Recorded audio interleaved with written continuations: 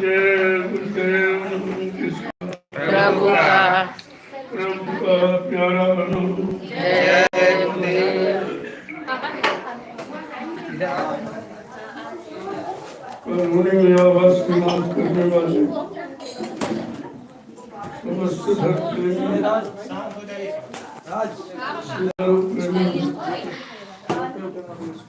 जब खराब समय आता है महात्मा किया लोग अच्छा काम करने के लिए क्योंकि खराब समय लोगों के गंदे खान पान, गंदे विचारों और गंदे कर्मों से आता।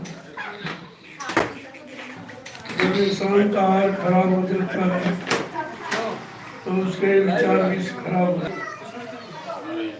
जब विचार खराब हो जाते हैं तो उसका देखना, सुनना, उठना, बैठना, बोलना, चालना, सोचना, समझना सब खराब। तब वो मुसीबत का समय। मुसीबत ऐसे नहीं है, लोगों के कर्मों के जब जैसे कर्म करोगे तब तैसा आपको फल मिलेगा। इसलिए जितने धार्मिक लोग, जितने ऋषि मुनि महात्मा, जितने योगी तपस्वी और सारी शक्तियां संत महापुरुष आए, सबने अच्छा काम करने की शिक्षा तालीम दी। जब अच्छे काम करोगे तो एक अच्छे सच्चे समाज का निर्माण होगा। और अच्छे सच्चे समाज का निर्माण होगा तब लोगों को सुख शांति मिलेगी। तभी हमारा सबका पारिवारिक जीवन, सामाजिक जीवन, व्यवहारिक जीवन सुख शांति में हो जाए। आज समय खराब होने का कारण एक ही है कि हमारा सबका खान पान खराब हो गया। इस देश का नियम है जैसे करो आर वैसे बने विचार, जैसा खाओ अन्न वैसा बने तन मन, जैसा भी वो पानी वैसी हो भी वाणी। हमारे धार्मिक देश के लिए नियम सिद्धांत और सब ने आपको यही सिखाया। जो भी यहाँ आया समाज देश के सुधार के लिए, सबने आपको अच्छे सच्चे खान पान की शिक्षा दी। लेकिन जब आप उनकी शिक्षा नहीं मानते हैं, उनके विचारों पर नहीं चलते हैं, तो हमारा मुसीबत का समय है।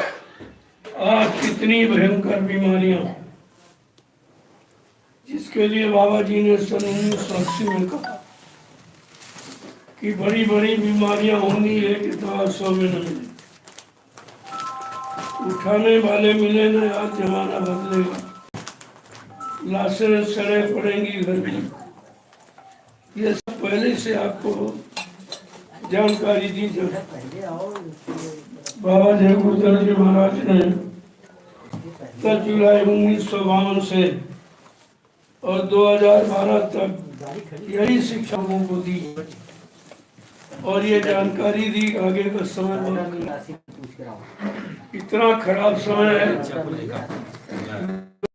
मुश्किल से रोटी पा सके, लोग मुश्किल से अपने परिवारों को बचा पाए। इसलिए अगर सब लोग अच्छे सच्चे खान पान में आ जाए तो ये देश की बीमारियां समाप्त हो। बीमारी डॉक्टर वैद्य हकीमों से नहीं जाएगी, न दवाओं से जाएगी। और आपने इस 70 साल में ये सब करके देख लिया। इतने डॉक्टर वैद्य हकीम आपने बढ़ा दिए कि सब गली पूरा छात्रों गली गली इतने अस्पताल बन गए और मिल फैक्ट्री दवा बनाने की खुल गई, लेकिन बीमारी नहीं गई। बीमारी हजारों गुना और बढ़ गई। तो इस पर आपको विचार करना चाहिए। आखिरकार बीमारी बनने का कारण क्या है? इतनी दवाएं तरह तरह की चल गई और इतनी व्यवस्था कर दी गई, लेकिन बीमारी तो हजारों गुना आगे बढ़ के बैठी है। मानव के सारे विचार और सारी योजनाएं सब फेल हो, लेकिन बीमारी किसी के बस की बात नहीं कि दूर कर। बीमारी तो जब जाएगी जब आप अपना मानवीय आहार करेंगे। परमात्मा ने जितने शरीर बनाए, चाहे पशु का हो, चाहे पशुओं का हो, चाहे जंगली जानवर का, उन्होंने हर शरीर का भोजन अलग बनाया। और जब मनुष्य शरीर बना है तो उसका भोजन सबसे अलग, क्योंकि भगवान को मनुष्य बहुत प्यारा। सब मेरे समम उपजाए, तिनमें अधिक मनुज मोह भाए। कितना साफ साफ भगवान राम ने रामचरितमानस कहा, जो कुछ गोस्वामी महाराज लिखे बताया कि हमको मनुष्य बहुत प्यारा है। इन 4 खान 80 लाख जिसमें शरीरों में मनुष्य मुझे बहुत प्यारा, इसलिए मनुष्य के लिए उसने अलग भोजन बनाया। सीजनल अनाज, सीजनल दालें, सीजनल सब्जियां, फल फूल, मेवे, दूध, मक्खन, मलाई। इसको कहते हैं शुद्ध शाकाहार। शुद्ध आहार, सात्विक आहार, मानवीय आहार इसी को कहते हैं। अगर मानव इस मानव आहार को करता रहता तो उससे मानवता नहीं जाती, लेकिन जब मानवीय आहार करना बंद कर दिया तो मानवता समाज गई। अब ये मानवता दानवता में परिणित हो, कोई किसी को अच्छी दृष्टि से नहीं देख पा रहा, अच्छे विचार उसके प्रति नहीं पैदा कर पा रहा। एक दूसरे को सताना, एक दूसरे को परेशान करना, एक दूसरे को ठगना, धोखा देना, इसके सिवा कोई अच्छा सच्चा काम करता कोई दिखाई नहीं देता। ये सब गंदे खान पान का परिणाम। जब जैसे अगर आपको दूध पिलाया जाए तो आपको बुद्धि खराब नहीं होगी, चाय कॉफी पिलाया जाए बुद्धि नहीं खराब, जूस पिलाया जाए तब भी बुद्धि खराब नहीं। अगर शराब पिला दी जाए तो 1 मिनट में बुद्धि खराब।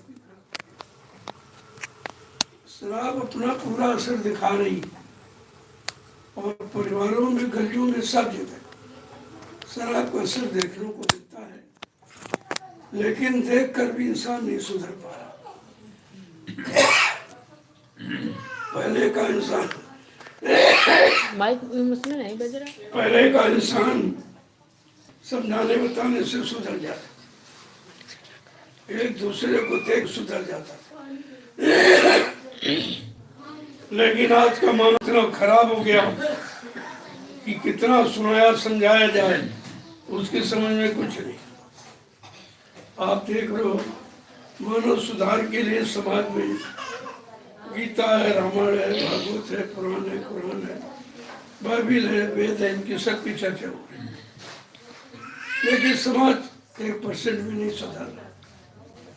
कोई वो शिक्षा लेने को तैयार ही नहीं, तो फिर सुधार कैसे हो? सुधार कोई मारकाट से नहीं होता। मारकाट करके देख लिया कितनी। अभी कुदरत ने एक छोटा सा चमत्कार दिखाया, जिसको आपने कहा कि कोरोना, जो कोरोना की बीमारी, जिसको बाबा जय गुरुदेव जी महाराज ने 6 नवंबर 1986 इतने पहले जानकारी दी कि अगर आप लोग अपना खान पान ठीक नहीं करोगे, अपने कर्म ठीक नहीं करोगे, तो कुदरत नाराज होकर एक ऐसी बीमारी भेज देगी जिसमें तुमको अपनी जान को बचाना मुश्किल हो जाएगा। उस बीमारी का नाम होगा कोरोना। कोरोना यानी क्या क्या न करो तो बीमारी नहीं आएगी, और करना नहीं मानो कोई बीमारी आ जाए। तो कहा अंडे मत खाना, मुर्गा मीट मत खाना, गांजा गांजा भांग अफीम चरस मत पीना, बुद्धि नाशक नशा कोई प्रयोग मत करना। अगर ये नहीं करोगे तो कोरोना नहीं आएगा। अगर करोगे तो इस कोरोना को कोई डॉक्टर वैद हकीम कोई देश कितना भी नीचे चल गया हो बीमारी को रोक नहीं पाएगा। लोगों ने हंसी मजाक समझा बाबा जी की बात और करोड़ों चले गए झटके। इस दुनिया से करोड़ों एक ही झटके में चले गए। तो एक छोटा सा नमूना कुदरत ने पेश किया है हमारे आपके गंदे खान पान करने का। और ये भी कहा अगर आप नहीं मानोगे तो कुदरत ने बहुत सी जानलेवा बीमारी तैयार कर रखी जिसमें मिनट पल घड़ी नहीं लगेंगे। गांव के गांव, शहर के शहर और देश के देश साफ हो जाएंगे। ये सब आपको पहले से जानकारी बाबा जय गुरुदेव जी महाराज ने 10 जुलाई 1952 से सारे देश में प्रचार करके बता दिया और 60 साल तक बराबर बताते रहे, लेकिन किसी ने उनकी बात पर गौर ख्याल नहीं किया और हंसी मजाक उड़ाया। अब जब महात्माओं संतों की हंसी मजाक उड़ाओगे उसके लिए रामचरितमानस में लिखा कि साधु अवज्ञा का फल ऐसा जरे नगर अनाथ कर जैसा। अगर साधु संत महात्माओं की आज्ञा को उल्लंघन जो राष्ट्र मुल्क जातियां करेंगी वो जल के राख हो जाए। ये सब तुम्हारे घर में लिखा पड़ी है। आप ये नहीं कह सकते हमको किसी ने बताया नहीं। और ये जानकारी 550 वर्ष से रामचरितमानस के द्वारा घर घर में जानकारी पहुंचा दी गई, लेकिन आपने उनकी एक भी बात को नहीं माना। तो अभी क्या जो आगे मुसीबत आने वाली, उस भारी मुसीबत में, उस भारी बीमारी में आप अपने आप को बचा नहीं पाओगे।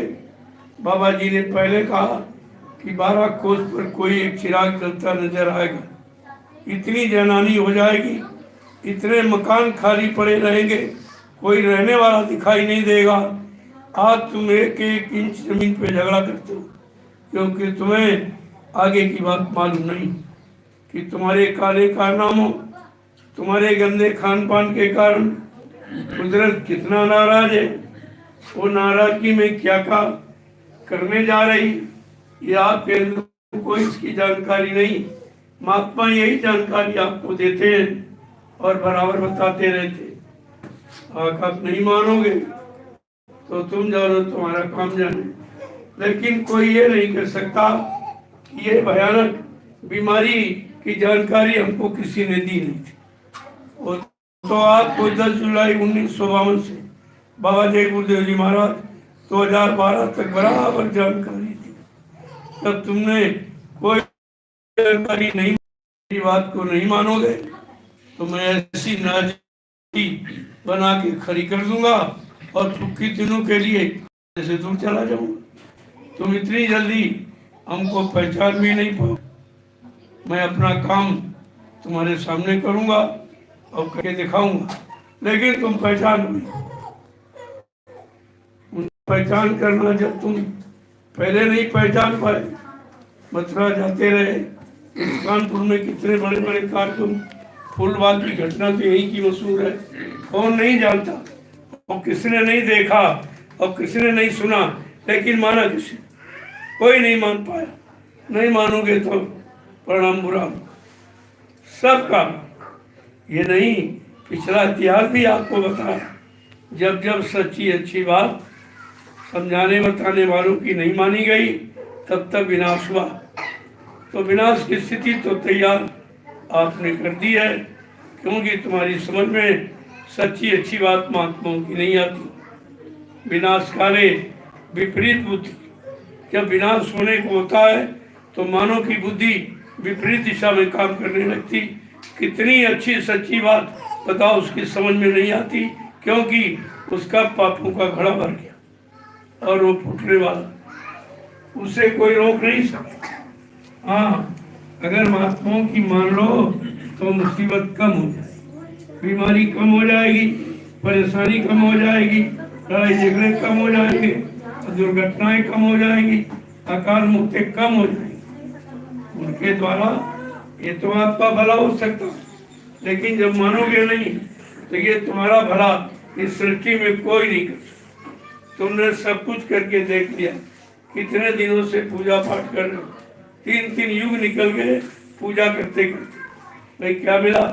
जिसकी पूजा की वो भी नहीं मिला, उसका भी दर्शन नहीं हुआ, उसको तुमने आते नहीं देखा, और जो कुछ दिया उसने तुम्हारा कुछ स्वीकार भी नहीं किया, और तुमको कोई आशीर्वाद कोई श्राप भी कभी नहीं दिया। तो जब कोई काम तुम्हारा हो नहीं रहा, आदमी जब काम नहीं होता तो उस काम को बंद कर दिया, वहां से हट जाता कि भाई हमारा काम नहीं हो रहा, हमें फायदा नहीं हो रहा, हमें कुछ मिल नहीं रहा, वो आदमी काम बंद कर दिया। लेकिन तुमने जो पूजा पाठ की और उसके बदले आपको कुछ नहीं मिला, लेकिन तुम छोड़ भी नहीं पाए और उसी में अभी लगे, जबकि कुदरत ने एक फैसला आपको सुना दिया तो कभी नहीं हुआ। इस सृष्टि में जब से बनी ये काम कभी नहीं हुआ किसी युग में, कि मतलब कि कोई मंदिर बंद कर दिया जाए, मस्जिद बंद कर दी जाए, गुरुद्वारा बंद कर दिया जाए, धार्मिक स्थलों इन सब में ताला लगा दिया जाए, ऐसा कभी नहीं। वो भी आपके सामने हो गया, तुम फिर भी नहीं समझ पाए। अगर देवी देवता बैठे होते तो ताला बंद करने देते, कोई न कोई अपनी शक्ति का परिचय जरूर देते। अगर इसमें होते तो ये तो साफ जाहिर हो गया, इसमें कुछ नहीं। तो तुम ये कहते हो कि धर्मशास्त्र, वो भी आपने नहीं पढ़े। धर्मशास्त्रों में लिखा कि नाहम बसामी वैकुंठे योगिना हृदय नचा मम भक्तो यत्र गांति तत्र तिष्ठामि नारद। हे नारद, मैं यहाँ कहीं नहीं बैठा जहाँ तुम हमको खोजते, न पानी में, न कागज में, न पत्थर में, न तीर्थ में, न मूर्त में। हम तो तुम्हारे मनुष्य मंदिर के अंदर आत्मा रूप में बैठा, आत्मा रूप में मैं सबके अंदर बैठा। तो आत्मा तो सबके पास है, आत्मा में कोई जात पात तो होती नहीं, और आत्मा में कोई मतभेद नहीं होता। ये सब विचार करना चाहिए। जात पात कहाँ से ले? महापुरुषों ने तो कहा, अरे भाई जात पात पूछे नहीं कोई, और हरि का भजे स्वर का हो। भक्त की कोई जाति नहीं, भगवान की कोई जाति नहीं, गुरु की कोई जाति नहीं, शिष्य की कोई जाति नहीं। ये तो यहाँ रहा नहीं। इसीलिए महापुरुषों ने समझा के कहा, जात पात पूछे नहीं कोई, हरि का भजन स्वर। जो भगवान का भजन करता है उसकी कोई जाति नहीं, क्योंकि वो भक्त है। भक्त की कोई जाति, भक्त तो भगवान का होता है और भगवान भक्त के होते। जब उनका रिश्ता पक्का हो जाता है तब उसकी भक्ति फलीभूत होती, ये आशीर्वाद होता है। जब किसी चेतन के द्वारा चेतन ज्ञान प्राप्त करोगे, और चेतन ज्ञान तुमको चेतन करेगा, यानी जगाएगा और होश में ले आएगा। जीवात्मा भी तुम्हारी चेतन, शरीर तो जड़ है। तुमने जड़ शरीर से जो पूजा की, जड़ पूजा, क्योंकि शरीर खुद ही जड़। अगर जीवात्मा निकाल दो, ये शरीर 1 मिनट में मुर्दा हो जाए। शरीर तो मुर्दा ही है, ये जड़ ही है। चेतन जीवात्मा के कारण ये चलता फिरता, उठता बैठता नजर आता। इतनी छोटी बात अभी तक समझ में नहीं आई। तो कहते भाई शरीर चेतन है, तो हमने जीवात्मा निकल गई, फिर ये शरीर को मुर्दा क्यों कहते हो, मिट्टी क्यों कहते हो? कहते इसको घर में नहीं रखेंगे, इसको गाड़ी मतलब चला देंगे, इसको गाड़ देंगे, फिर ये क्रिया उसके साथ क्यों करते? क्या चेतन के साथ कोई ये क्रिया करेगा? यानी जिंदे के साथ कोई ऐसी क्रिया करेगा? वो तो मुर्दे के साथ की जाती। इसका मतलब जीवात्मा के कारण हम जीवित हैं, जीवात्मा निकल जाएगी, हमारा जीवन समाप्त हो जाएगा। इतनी छोटी बात ज्ञानी ध्यानियों ने भी अभी तक ज्ञान लगा के, ध्यान लगा के, योग लगा के यही नहीं सिद्ध कर पाया, यही नहीं सोच पाया कि हम जड़ है कि चेतन। जबकि रामचरितमानस कहती, जड़ चेतन ग्रंथ पड़ गई, यद्य मूर्खा छूटत कर। यदि झूठ है, जड़ चेतन की गांठ लगी, मूर्खा माने झूठ है, लेकिन तुम से खोल नहीं सकते। इंसान के बस की बात नहीं है। इस गांठ को खोले, गांठ वही खोलेगा जिसने अपनी गांठ को खोल लिया है, अलग कर लिया है। ऐसा संत महात्मा फकीर कोई मिल जाएगा तो तुम्हारी भी गांठ को खोल देगा, तुमको भी स्वतंत्र कर देगा, तुम भी आज़ाद हो जाओगे, तुम्हारी भी जीवात्मा घर जाएगी। ऐसे हो जाने वाली नहीं है जैसे तुम तीरथ मूरत में इधर उधर खोज करके ढूंढ करके कितने युग निकल गए, कितने लोगों का जीवन निकल गया, आज तक कुछ नहीं। परेशानी, मुसीबत, बीमारी, महामारी, लड़ाई झगड़ा, गरीबी प्रकोप, दुर्घटनाएं, अकाल मौत, इसके सिवा कुछ दिखाई ही नहीं देता। क्या पूजा करने से ये मिलता है? क्या पूजा करने से परेशानी मिलती कि परेशानी जाती? तुमने परेशानियां चली जाए, मुसीबत चली जाए, बीमारी चली जाए, झगड़े चले जाए, इसलिए आपने पूजा की और पूजा करते रहे, ये सब बढ़ गए,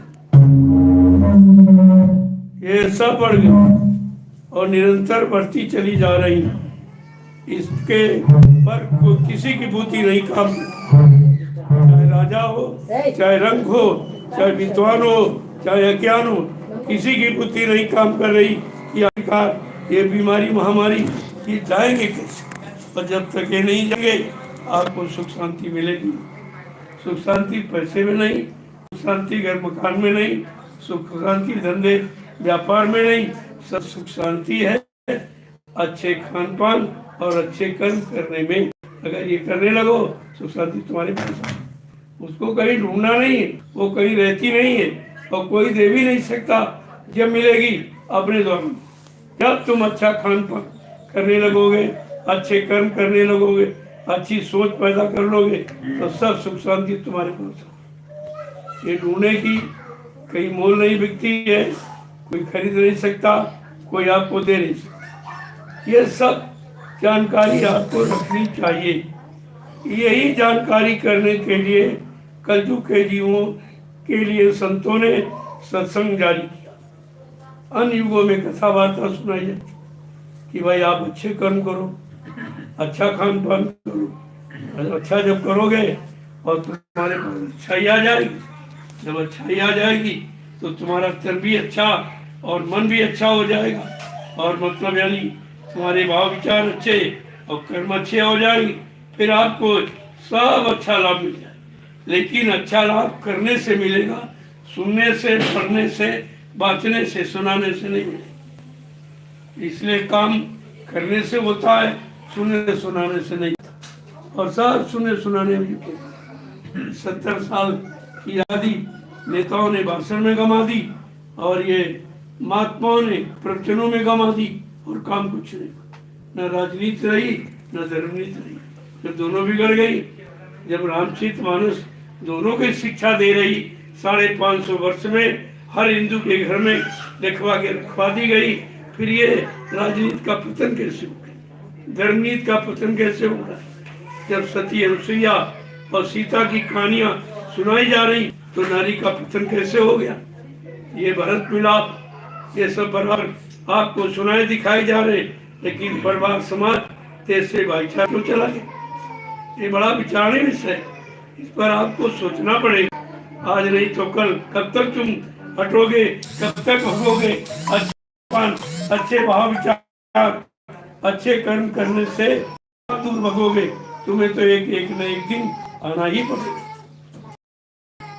ऐसा कुछ बना के रखा तुमको मजबूर कर दे महात्माओं के पास जाने के लिए, और तुम्हें जाना पड़ेगा और कहीं सुख शांति मिलने वाली नहीं। तुम तमाम तीर्थों में और मूर्तों में और जेल में और कागज में सब में तुमने ढूंढा, लेकिन कुछ नहीं मिला। क्यों?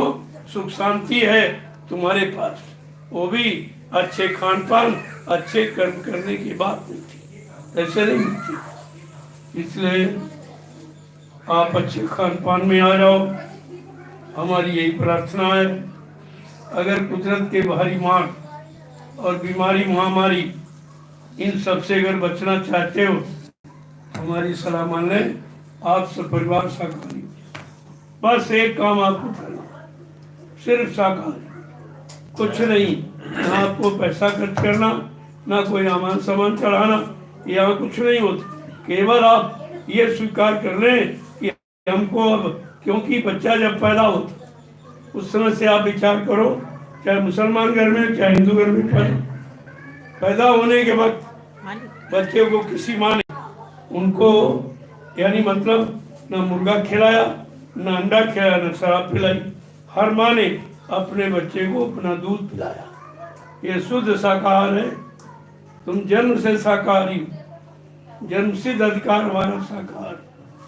हम सब लोग 3 गुणों को लेकर पैदा होते, शाकाहारी, सदाचारी और ब्रह्मचारी। ये 3 गुण लेकर क्यों पैदा होता, और 3 में से आपने पहले ही खत्म कर दिया कि तुम शाकाहारी नहीं रहे, तो सदाचारी ब्रह्मचारी बनने का प्रश्न नहीं होता। ये छोटी बात अगर हम मान लेते तो बड़ा लाभ मिल जाता, बड़ी शांति मिल जाई, बड़ा सुकून मिल जाता, यानी बड़ा लाभ मिल जाता। लेकिन आप जो इधर उधर भटक रहे हो, अटक रहे हो, इससे कुछ मिलने वाला नहीं। जब 3 युगों से जो पूजा पाठ आपने की तो ये परेशानी मिली, नई नई बीमारियां मिली, मुसीबतें मिली, लड़ाई झगड़े मिले, दुर्घटनाएं मिली, कहाँ तुमको लाभ मिला? तो जब 3 युगों से कर रहे हो नहीं मिला, तो अब उसमें कहाँ मिल जाए? अब तो मिलने का कहीं पता नहीं। इसलिए और कुछ हमको नहीं कहना है, केवल कहना यही है कि आप शाकाहारी हो जाओ। अगर ज़्यादा आपको कुछ सुनना है तो आप नैमिषारण्य आ जाइए, जो तीर्थों का महातीर्थ, इतना बड़ा तीर्थ दुनिया में कोई नहीं। गोस्वामी महाराज ने रामचरितमानस में लिखा, तीर्थवर नैमिषारण्य था, अति पुनीत साधक सूता था। ये नैमिषारण्य तीर्थों का महातीर्थ और इतना पवन पुनीत, इसका कोई वर्णन नहीं। और लाभ किसको मिलेगा? जब उस भूमि पर किसी संत के साधक नाम की साधना करेंगे, उनको लाभ उस भूमि का मिलेगा। जो 88,000 ऋषि मुनियों ने तपस्या की और श्रीमद् भागवत पुराण की रचना वेद व्यास ने नैमिषारण्य में की। ऐसा दिव्य स्थान है। वहीं पर एक छोटा सा आश्रम बन के आपका तैयार हो गया। अब आपको रुकने ठहरने के भी कोई परेशानी नहीं, कोई भोजन भंडारे चल रहे हैं, आपको भोजन की परेशानी, ये सारी परेशानियों को ध्यान में रखकर मैंने नैमिषारण्य में जय गुरुदेव आध्यात्मिक मतलब यानी गुरुद्वारा और सदगुरु धाम का मैंने निर्माण कर दिया है।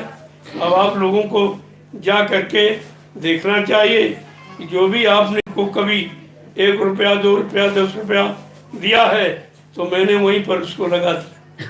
हमको तो जरूरत है नहीं, ना मैं कभी किसी से मांगता, न पहले मांगा न आज मांगता हूँ।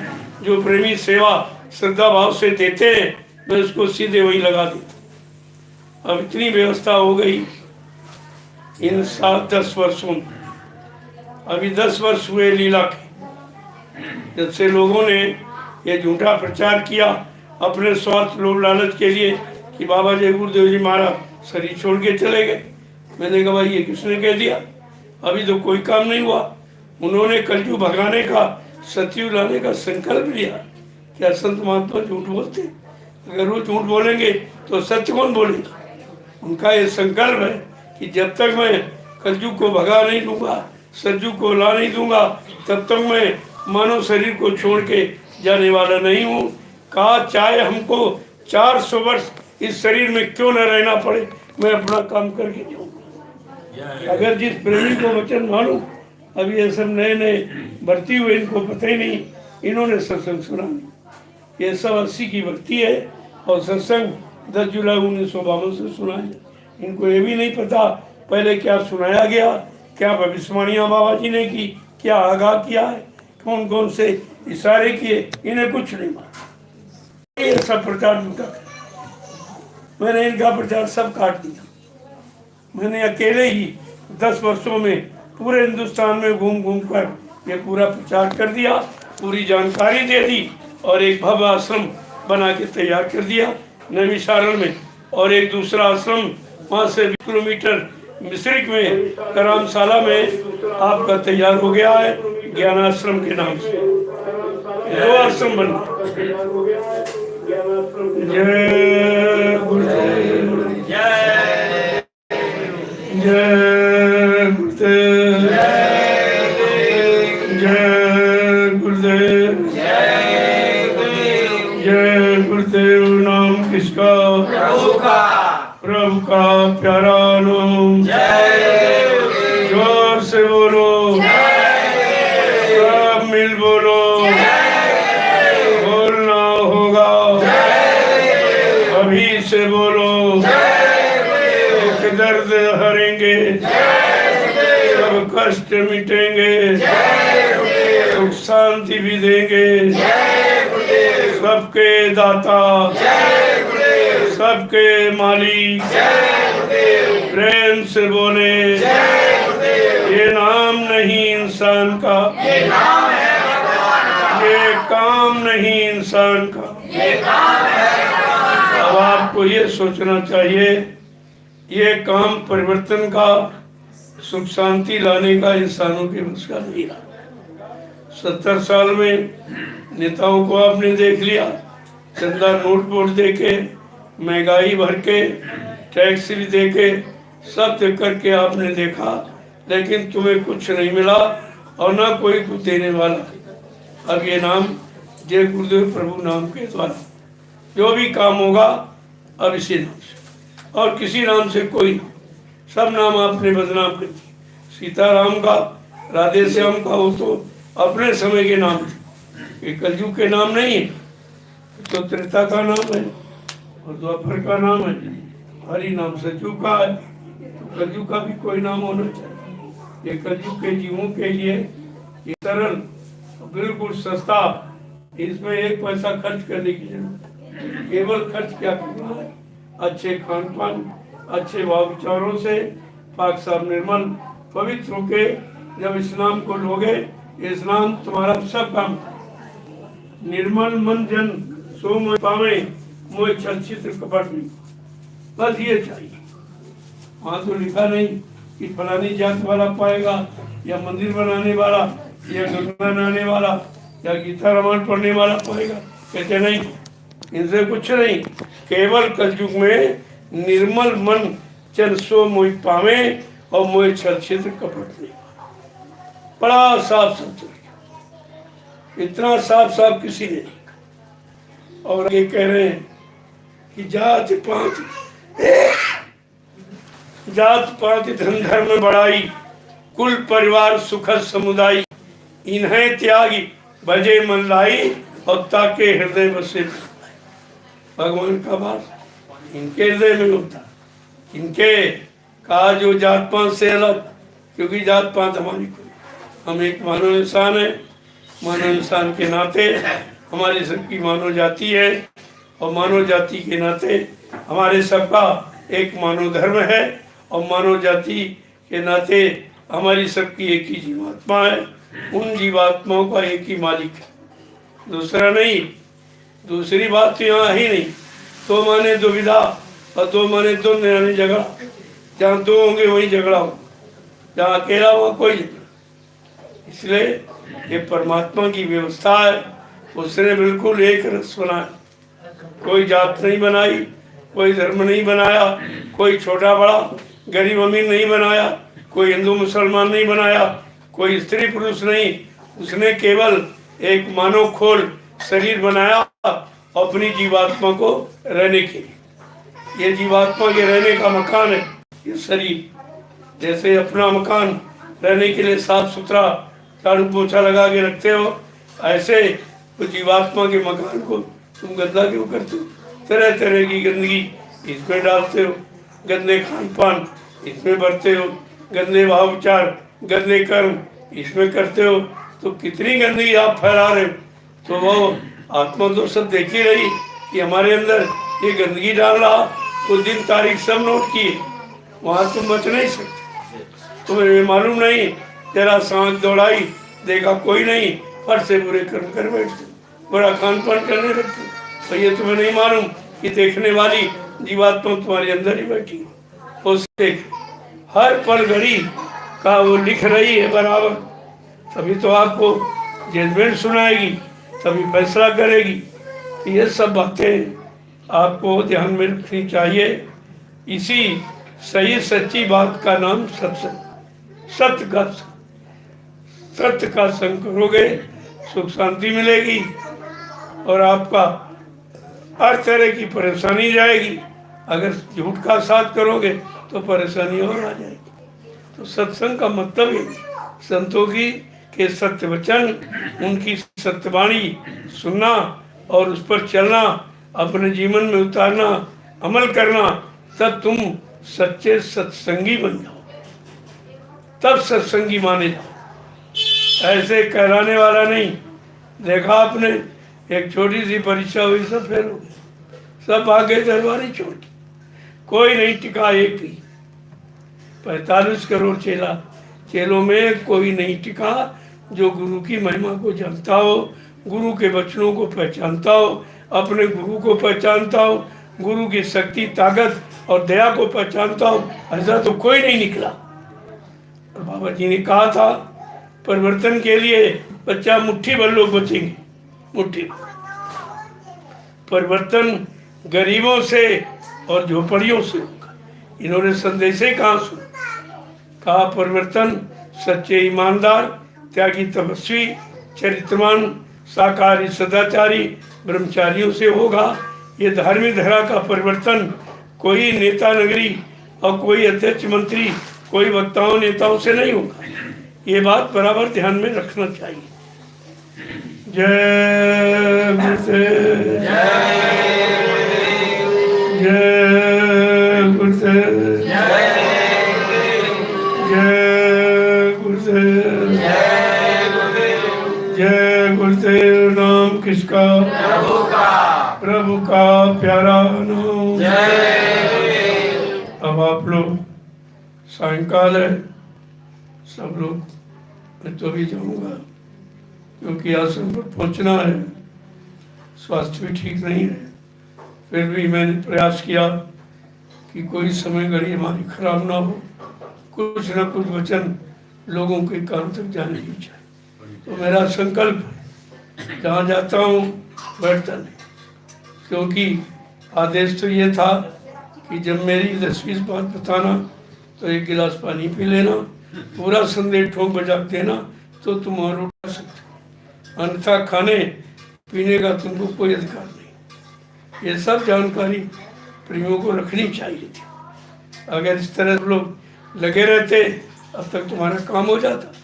तुमने एक भी तो आदेश माना नहीं, एक आदेश तुमने सुना नहीं, सुना तो याद रखा नहीं, तो ये सब बेचारे भ्रमित हो गए। सबको यानी मतलब हो, सब अटक गए, कोई कहीं दिखाई नहीं देता। अगर मैंने अभियान 28 मई 2012 से न चलाया होता तो तुम सब गाल काल के गाल में खड़े थे। सबको यही विश्वास हो गया कि बाबा जी चले गए। मैंने कहा कुछ नहीं, मैंने शुरुआत किया और मैंने अपना आधार यहीं से रखा कि गुरु उसी शरीर में जीवित है, ये आधार हमारा है। और जो कहते गुरु चले गए, ये दुर्भाग्य तुम्हारा है। यहीं से मैंने ये आधार बनाकर सारे हिंदुस्तान में 10 वर्षों से मैंने पूरा संदेश दे दिया और गुरु का असली राज मैंने खोल दिया। अब इनको आपत्ति हो गई, हमारे सामने तो कोई नहीं आता। मैंने कहा भाई अगर सच्चाई जाना तो नैमसा आ जाओ, तुमको भी बता दूंगा, क्यों तुम भटके। और ये जितने कह रहे हैं ये सब बहुत बात में भी भरती हूँ, मेरे समय कोई नहीं था, सब ये भी बात में भरती। इन्हें कुछ पता ही नहीं कि गुरु क्या होता है, गुरु के वचन क्या होते, गुरु किस काम के लिए आता है, कौन सा काम करके जाता है, इनको पता ही कुछ। वही ये सब उल्टा सीधा प्रचार कर रहे हैं और केवल पैसे की। सेवा कहाँ मिलेगी, सेवा कहाँ मिलेगी, भगवान कैसे मिलेगा, ये नहीं, इसकी चिंता नहीं है। भगवान मिले चाहे न मिले, लेकिन सेवा मिलनी चाहिए। इनका तो आधार ये। ऐसे स्वार्थी लोभी लालचियों से आपको बचना चाहिए। परमात्मा की प्राप्ति के लिए मैंने लोगों से पूछा, तुम मथुरा किस लिए गए थे? तुम मथुरा गए थे? कहते हाँ। किस काम के लिए गए थे? तुम चेला भक्ति करने की, गुरु भक्ति करने गए थे। ने कहा मथुरा तुम गुरु भक्ति करने गए थे कि चेला भक्ति? तो गुरु भक्ति तो छोड़ दी तुमने, चेला भक्ति में सब पड़ गया। यानी गुरु से कुछ नहीं ले पाए, और वो चेलों से क्या मिल जाए, क्योंकि चेले भी वो गुरु के नहीं। वो तो सब बात में, एक तो ड्राइवर है, उसको पता नहीं सत्संग क्या होता, गुरु क्या होता, भक्ति क्या होती, साकार क्या होता, और नामदान क्या होता, उसे कुछ नहीं को तो पता नहीं। मैंने टाट बोरा वालों से कहा, तुम 30-32 साल से बोरा पहन रहे हो, इतनी तो उसकी उम्र भी नहीं ड्राइवर की, तो उसको गुरु बनाए घूम रहे, उनके पीछे बोरा पहन के उसे झोला पकड़े घूम रहे, तुमको शर्म नहीं आती?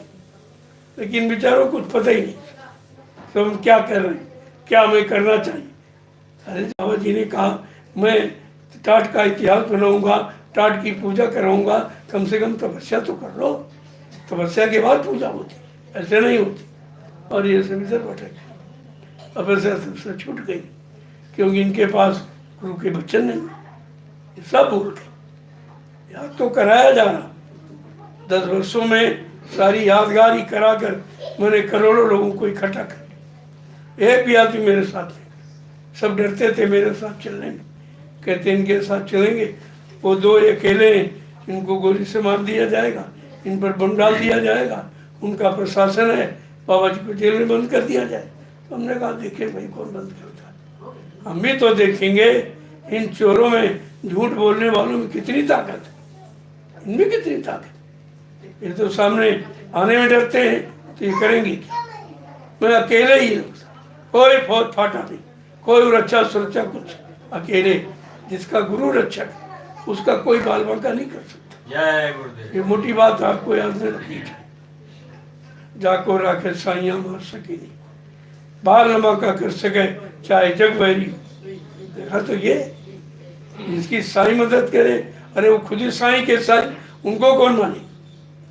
उन्होंने कहा भी कि ना मुझे कोई मार सकता, ना मुझे कोई धोखा दे सकता, ना मुझे कोई धन दौलत सामान से खरीद सकता, मैं अपना काम करने आया हूँ, काम करके ही जाऊंगा। इतनी छोटी बात लोग भूल गए, नहीं याद रखे। सिर्फ पूछो, गुरु के वचन याद हैं, गुरु के वादे याद हैं, गुरु का संकल्प और प्रतिज्ञा याद है, क्या उनका काम और कोई कर सकता है? कोई सृष्टि में ऐसा? उनसे पूछो कि तुम कलयुग को भगा सकते हो, सतयुग को ला सकते। एक कह रहा बाबा जी वसीयत कर गए, एक रह कह रहा बाबा जी नाम पावर दे गए, हमको बाकी 45 करो। ये किस भट्टी में चले जाए, इनका कोई मतलब है नहीं। 2 ही चेले थे, ये उतने दिन से मथुरा जा रहे हो, बाबा जी कोई संदेश व्यक्तिगत किसी के कान में देते थे कि अपना राष्ट्रीय मंच पर और राष्ट्रीय कार्यक्रमों में देते थे, सब भूल चुके हो। तो हमने कहा, मथुरा में तुमने बाबा जी के मुंह से सुना है, उन्होंने कभी कहा कि मैं इसको नाम पावर का अधिकार दे रहा हूँ या इसको वसीयत कर रहा हूँ? तुम गुरु की सुनने गए थे कि चेलों की सुनने गए थे? इनको ये नहीं मालूम कि गुरु क्या होता, चेला। तो ऐसे लोगों की समझ में कुछ नहीं आएगा, और वो फिर वो बात छूट जाएगी कि उठे हुए लोग बचेंगे।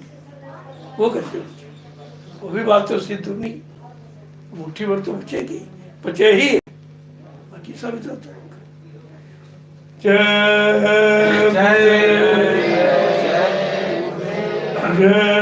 गुरुदेव, जय गुरुदेव। नाम किसका? रम्यो। एक सूचना और है, 25 तारीख को मैं बनारस पहुंचूंगा, एक छोटा काफिले के साथ लेकर, और 26 तारीख को सुबह सत्संग देके मैं तुरंत रांची के लिए रवाना। जो अगहन सुदी 10वीं का जो भंडारा प्रतिवर्ष होता है, वो रांची खंड की राजधानी में मनाया गया। वहाँ प्रेमी पूरी तैयारी कर रहे हैं।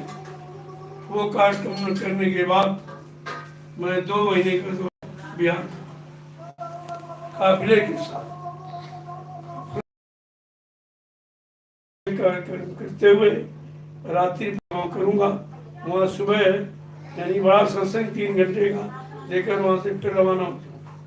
इस तरीके से काफिले के रूप में ये कार्यक्रम करूँगा। इससे पूरा बिहार, वैसे एक जगह 5 दिन में 5 दिन एक ही जगह बोलते थे, तो एक ही कार्यक्रम हो पाता था। अब अगर 5 कार्यक्रम रोज करूंगा तो 12×5 = 60, महीने में 60 कार्यक्रम, और 60 प्रोग्राम करके पूरा बिहार जग जाएगा, कोई बाकी नहीं रहेगा।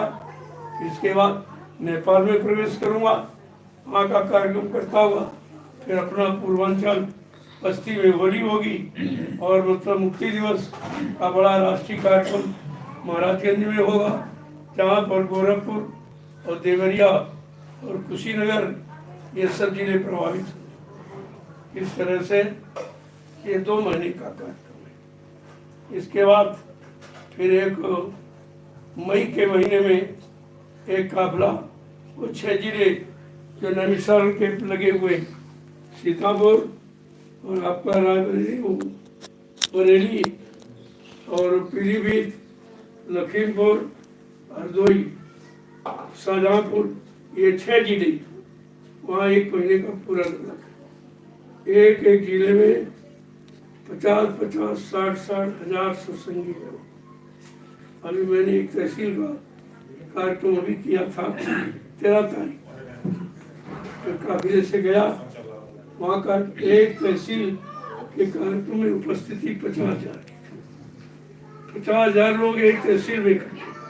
और सोच लिए उन जिलों में कितने प्रेम, ये सब जिले चल जाएंगे उनसे, वो 6 जिले एक तरफ, पूरा भारत एक तरफ। इतनी बड़ी संख्या प्रेमियों की है, तो उनको जगाना बहुत जरूरी है। वो सब जाग जाएंगे, परिवर्तन हो जाएगा। परिवर्तन के लिए जमात की जरूरत है, बगैर जमात के करामात नहीं। तो जमात का मतलब गुरु परिवार को इकट्ठा करना है, जो बिछड़ गए हैं उन प्रेमियों को इकट्ठा करना, ये हर गुरु प्रेमी का फर्ज होता।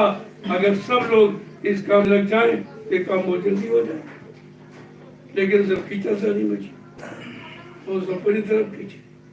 मैंने लोगों से पूछा, जब वो दोनों एक ही बात कह रहे, तो जैन वाला और मथुरा भाई ड्राइवर दोनों एक ही बात कह रहे हैं कि बाबा जी चले गए, तो इन दोनों को तो इकट्ठा हो जाना चाहिए। जब एक ही बात कहते हो, एक ही सिद्धांत है तुम्हारा और एक ही तुम्हारा उद्देश्य है, तो कम से कम तुम तो दोनों इकट्ठे हो जाओ, फिर तुम्हारा गलत दुकानें क्यों खोले। ये भी प्रेमी नहीं समझ पा रहे कि दोनों एक ही बात कह और दोनों अलग अलग। ये दुकान चलाने का तरीका तुम अलग चलो।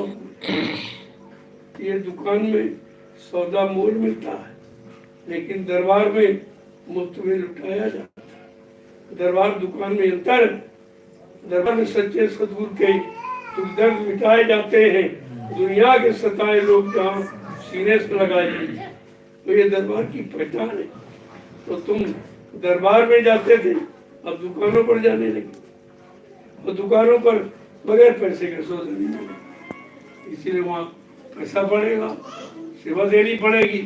संदेश तो नहीं कोई देता, लेकिन सेवा से। मैंने कहा तुम जब उनके पास गए थे तो कम से कम यानी 60 साल का तो हिसाब मांग लेते कि 60 साल जो बाबा जी के हाथ पे प्रेमियों ने सेवा पकड़ाई वो कल चली। 60 साल की सेवाओं का बंदर बांट तो दोनों ने कर ही लिया, मिलके बांट ली, और अभी सेवा वसूली जाए। लेकिन कोई पूछने वाला नहीं ये सेवा ही कहाँ लगी या पहले वाली कहाँ लगा दी।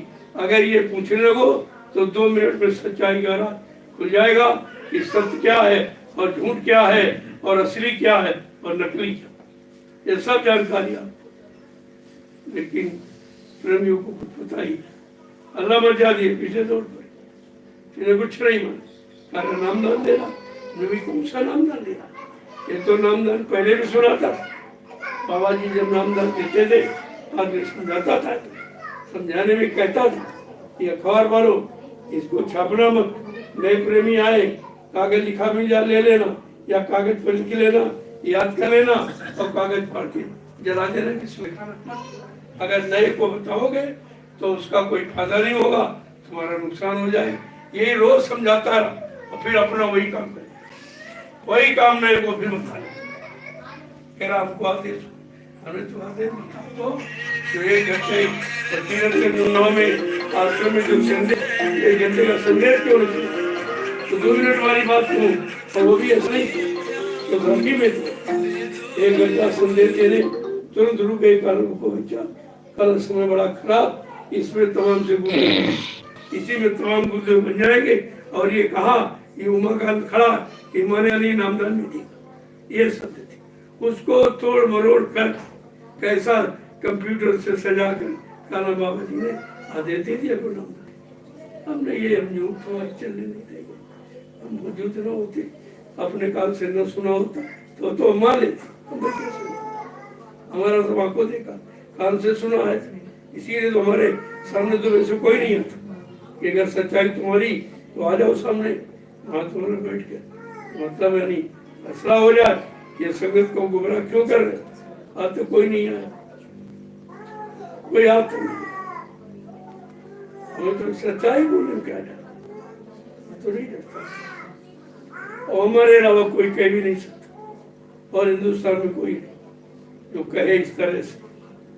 मैंने बिल्कुल बजाया है, ये मैंने संकल्प जो बाबा जी का लोगों के काम तक पहुँचाया है कि हम पहुँचाता ही रहूँगा, मैं इससे पीछे हटने वाला नहीं। जब 1/3 बहुमत हो जाए तो मैं पहुँच जाऊँगा वहाँ, तब तक वो सब सफाया हो जा रहा हूँ। देखो सब सफाया, 5 तो मर गए, 1 रह गया, 1 बचा। मैंने पहले ही कहा शुरू में कि जिसने कहा कि बाबा जी मर के चले गए, तुम सब लोग देख लेना तुम्हारे सामने ये सब मर के चले जाए। जिसने कहा वो सब बड़ी बुरी दशा में 1 बचा, वो भी सांसें वाला आजकल वो भी जाने वाला, अपने आप सफाई होना, वहाँ भगाने की जरूरत नहीं पड़ेगी।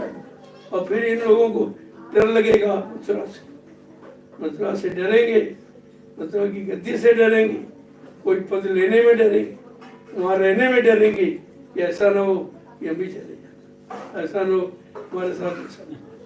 तो ये सब कुदरत का खेल है, आप देखते रहिए। महात्मा जब अपना भरत हस्त हटा लेते तब कुदरत फैसला करती, क्योंकि वो संहार करने नहीं आए, वो तो उद्धार करने आए। संहार कुदरत के द्वारा तो करा दिया जाए, नहीं मानोगे सब हो जाए, कोई चीज बाकी नहीं रहेगी। अभी तो समझाने वाला यानी चल रहा, वही समझाया जा रहा। अभी संदेश का प्रसारण हो रहा सब जगह। संदेश अभी मैं अपना लेके निकलूंगा उधर पूरा, यानी मतलब झारखंड और पूरा बिहार, ये सब कवर करके फिर इधर मतलब आपका नेपाल, नेपाल से ये पूर्वांचल, पूर्वांचल से फिर पश्चिमी इलाका पूरा 5 जिले, वो मुरादाबाद, रामपुर, हरिद्वार, ये सब मतलब सहारनपुर और बिजनौर, ये सब कवर हो जाए। जय गुरुदेव,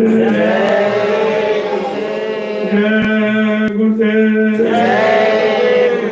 सतयुग कौन लाएंगे? जय गुरुदेव। कलयुग कौन भगाएंगे? जय गुरुदेव। जंजल में सुख शांति कौन लाएंगे? जय गुरुदेव। धर्म की स्थापना कौन